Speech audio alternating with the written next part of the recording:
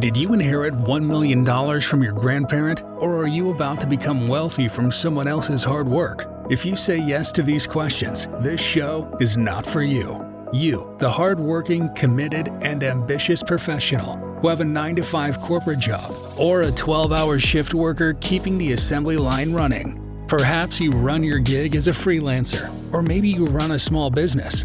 You are in the right place. Welcome to the Career Evangelist Podcast, where you get your weekly tips, ideas, strategies, and inspiration to find purpose in what you do so you can build a career you are passionate about and live a fulfilled life. Here is your host, Vola Alabi.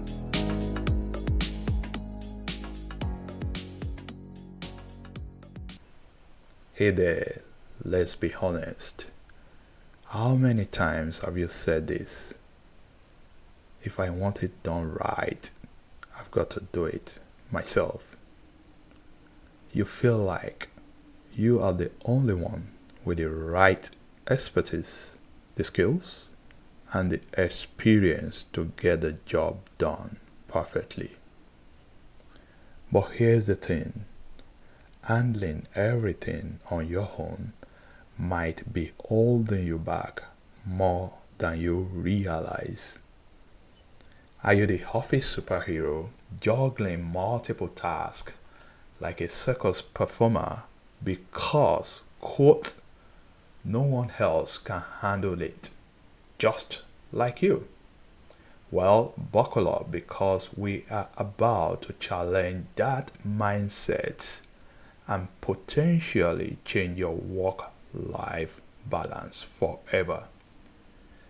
In today's episode, the power of letting go, how delegation boosts success. It's gonna transform your work life and teach you how to delegate like a pro, so you can multiply your impact and free up your time. So whether you are a business owner drowning in your to-do list, or a team leader struggling to trust your crew, or maybe you are just someone who can't seem to share the workload, this episode is your lifeline. Stick around and you might just discover the key to unlocking your team's potential, skyrocketing your productivity, and finally achieving that elusive work-life balance that you so much desire. Delegation is often seen as simply handling of tasks, but in reality, it's one of the most powerful tools in your leadership arsenal. Effective delegation isn't just about getting work done. It's about empowering others, building trust, and maximizing your own potential. Yet many professionals struggle with letting go. They fear that no one else can do the job quite like they can. That's a fallacy. The career evangelist is telling you right now, today, that to boost your productivity, enhance your leadership skills, and ultimately propel you forward in your career, you need to know the why, the when, and the how of delegating tasks. And that's what you are getting on today's episode of the Career Evangelist Podcast. Now, let's set the settings for this episode by quickly addressing 4 common myths about delegation. Are you ready? So, here's myth 1. Delegation is just dumping work on others. The truth? Delegation is about empowering others to take ownership of tasks while freeing up your time for higher priority work. It's a strategic way to leverage the strength of your team and help them grow. Myth number 2, I can do it faster and better myself. The truth? While it may seem faster in the short term, constantly doing everything yourself is gonna limit your long-term growth because you only have so much time and you are restricting and limiting yourself to only a few scopes. You won't grow that way, my friend. Myth 3, delegating means you are losing control over the quality of your work. Here's the truth. Delegation doesn't mean losing control. It's about trusting the process. And what should you do? You should teach others. You should show them what they need to do or how they need to do it and trust them to deliver. Of course, by all means, you have to hold them accountable. The final one, myth number 4, delegating means job security. That's laughable, right? Here's the truth. In the short term, it may seem so, but in the long run, when there are better opportunities for advancement in your career, you are in the danger of being limited because you are the only person that can potentially do those menial tasks. And what do you get in that? Stagnation. You remain stagnant, doing the same thing over and over again without making progress in your career. Stagnation is not a good thing, my friend. Now, let's go into the importance of delegation. Why am I telling you to learn how to delegate?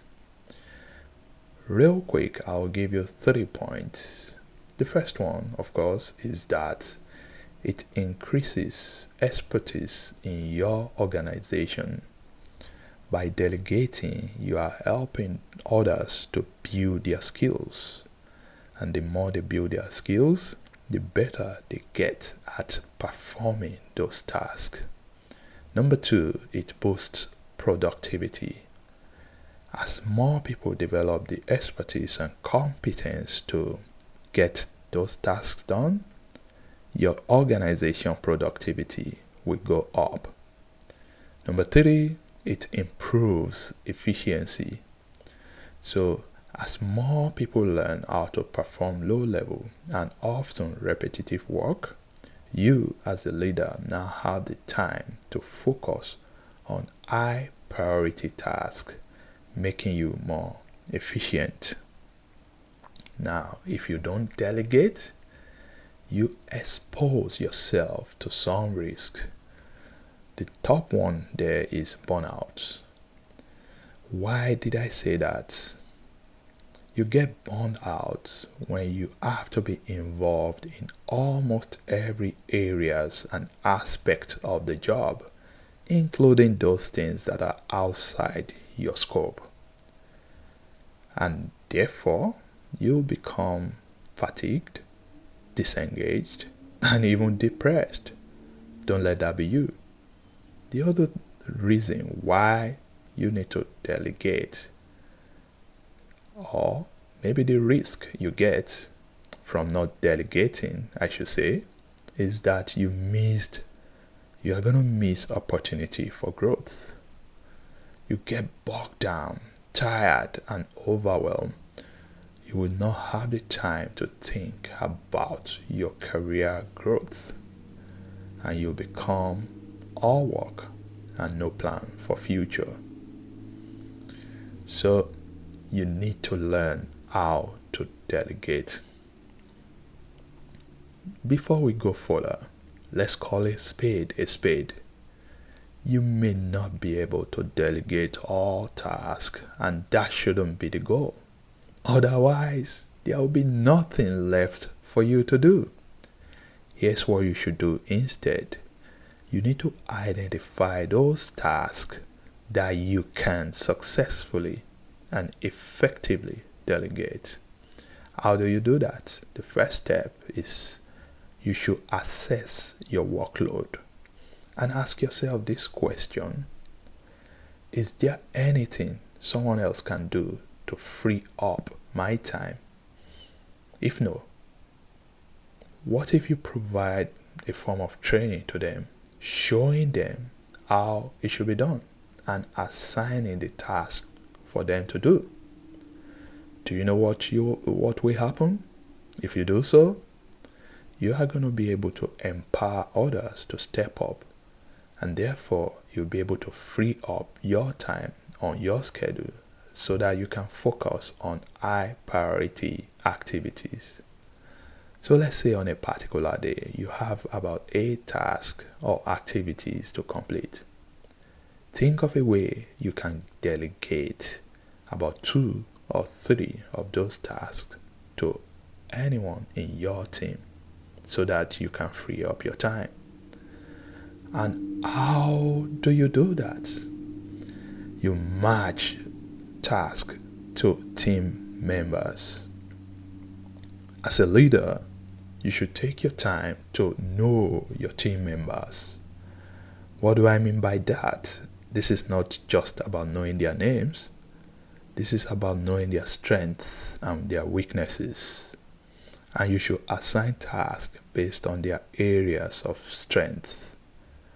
For example, let's say you need to do some data entry task on Excel. You should ask yourself, who among your team is the Excel guru? Who is your data guy or gal? That is the right person to use for the task. That is you putting a round peg in a round hole. And finally, I want you to think about the Pareto principle. I want you to continuously, more often, spend your time on the 20% of your daily task that drives 80% of results. And to do that, you need to delegate the rest. Now, I'm sure you are curious. Why is it that some people are not delegating? I think they have what they call barriers to delegation. And there are 2 major reasons, 2 major factors why people don't delegate. The first one is the perfectionist trap. I stated in my intro that if you are the type that believes that no one can do it better than you, you are a perfectionist. And what should you do to defeat this mindset? You should train your people and you should encourage them to step up, and you see them bloom. Number 2, the fear of losing control. One of the myths that I talked about earlier is that people want job security, and they believe that to get it, they should be the only one that know certain tasks in their organization. In fact, they deliberately want to ensure that everyone depends on them for the knowledge. That's not a growth mindset. Please, please, and please train your people, empower them, and you see them grow. As they continue to grow, your impact will now grow. Now, I'm not advocating that you delegate everything. No. There are steps to effective delegation, and I call it the 3 Ds of delegation. The first one is you need to define the task. You should clearly outline the task, its purpose, and the expected outcomes. Make sure your team members understand the goal and any specific guidelines on how to measure success.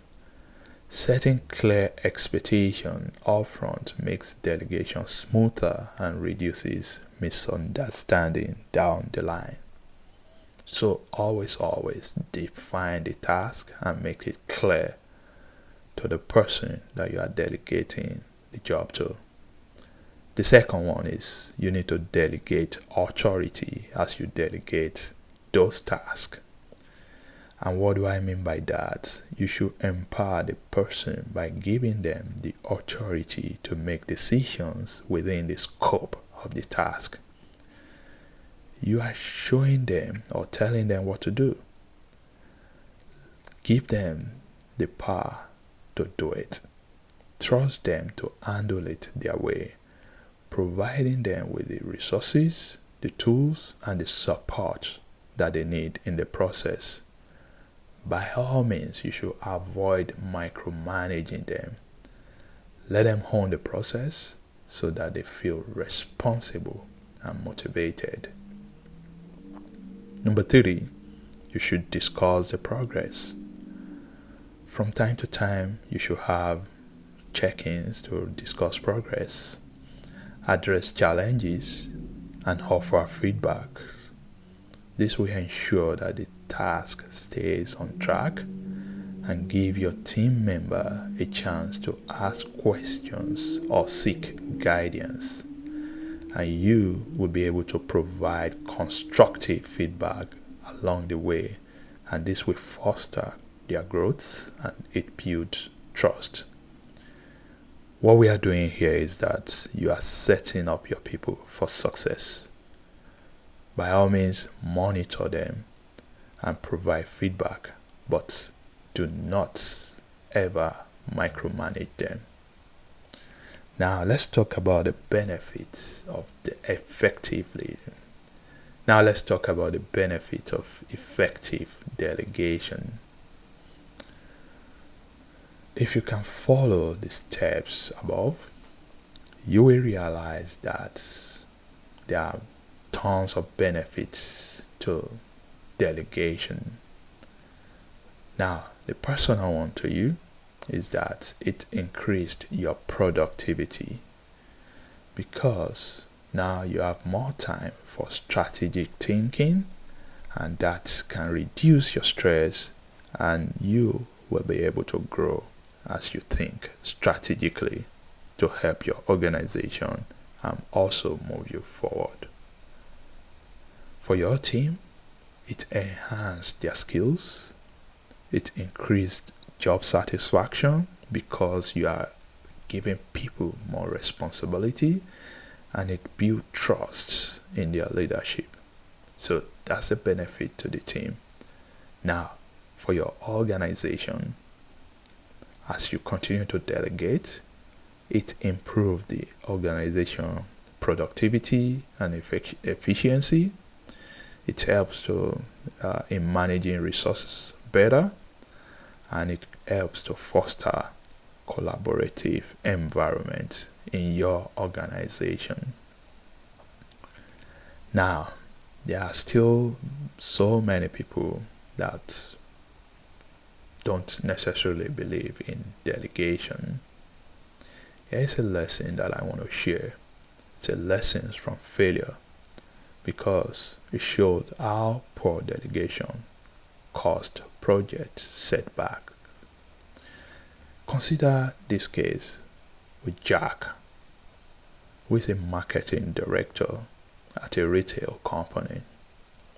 Jack was responsible for launching a major holiday campaign, but he struggled with delegation. Jack insisted on personally approving every piece of content, from social media posts to email newsletter. He frequently changed his mind about campaign elements, causing confusion and delays. When he did delegate tasks, his instructions were vague and he often failed to provide necessary resources or context. As the launch day approached, the team was overwhelmed and behind schedule. The social media manager lacked clear guidelines, resulting in inconsistent messaging. The email marketing specialist, unsure of the campaign overall direction, produced newsletters that didn't align with the broader strategy. The campaign eventually launched, but it was late and it performed really poorly. The team morale plummeted and several key members resigned in the following months, citing lack of trust and autonomy as primary reasons for leaving. Don't be a jack. Delegate like a pro. Start small, use delegation as a development tool, and see your impact grows. As we conclude, I want you to know that delegation is more than just a managerial task.